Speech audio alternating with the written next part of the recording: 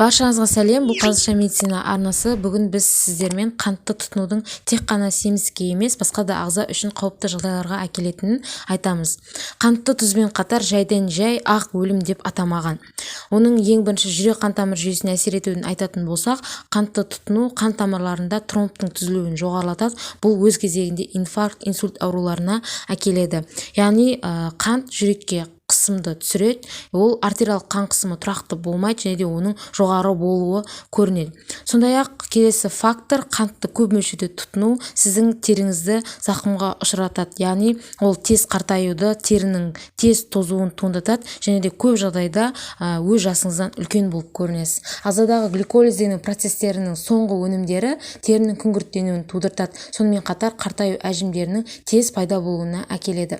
Келесі орталық жүйке жүйесінде өзгерістер қант Альцгеймер ауруын туындатуға себепші фактор болып табылады. Себебі қант мидың жұмысына өте қатты әсер етеді. Ол оны көп мөлшерде тұтыну есте сақтау қабілетін төмендетеді және де нейродегенеративті өзгерістерді туындатып, бұл өз кезегінде жасы ұлғайған сайын Альцгеймер ауруын шақырады.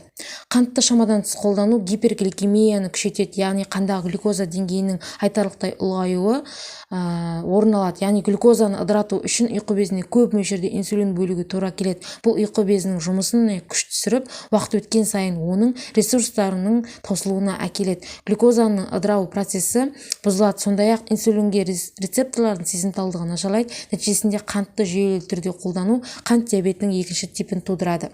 Кей адамдарда гипогликемиялық ұстамалар болуы мүмкін. Ол үнемі қантты көп қолданғандықтан тамақты бір уақыт ішпей қалса, өзін нашар сезінеді, тез тәтті жеуге асығады. Бұл қалыпты жағдай емес, сол үшін қанттан бас тартып, инсулин рецепторларының сезімталдығын қалыпқа келтіру керек. Қант ағзамызға түскен кезде оны ыдырату үшін ағзамыздағы микронутриенттердің қорын жұмсауға тура келеді. Жиі хромның қорын азайтады. Хром метаболикалық процестерге жауап береді және қандағы глюкоза деңгейін реттеуге қатысады. Сіз ағзаңыздағы хромды тек қантты ыдыратуға жұмсағандықтан хромның басқа да қызметтерін жүзеге асыруға кедергі жасайсыз. Хромның негізгі қызметі ол атеросклерозның дамуына кедергі келтіреді.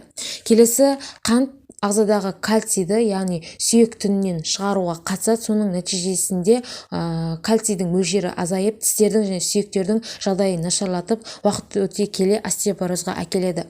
Келесі, қант қабынуды тудырады, яғни тамырдан, іш қуысындағы ағзалардан бөлек рак клеткаларына қант қорек көзі болып табылады.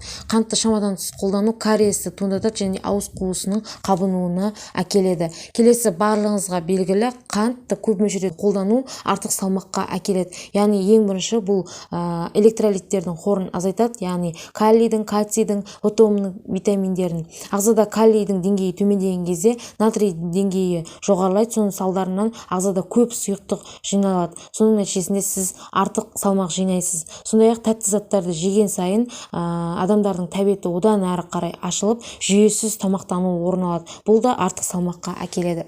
Қантты көп мөлшерде жүйесіз тұтыну барлық ағзаға, жүйеге әсер ететіндіктен басқа да, яғни метеоризм, диарея, колика, іш қату, психологиялық тәуелділікті туындатады. Сондықтан осы жағдайлар орын алмас үшін қантты тұтынуды шектеген жөн. Бұл қанттың денсаулыққа тигізер зиянды әсерлері. Ал біз келесі видеода қантты бір ай көлемінде тұтынбай көрсеңіз, ағзаңызда сізді қуантатын қандай жағдайлар орын алатынын айтатын боламыз. Назарларыңызға рахмет, сіздерге пайдалы болды деген ойдамын. Каналға тіркеліп лайк басып, пікір қалдыруды ұмытпаңыздар. Сау болыңыздар, ауырмай аман жүріңіздер.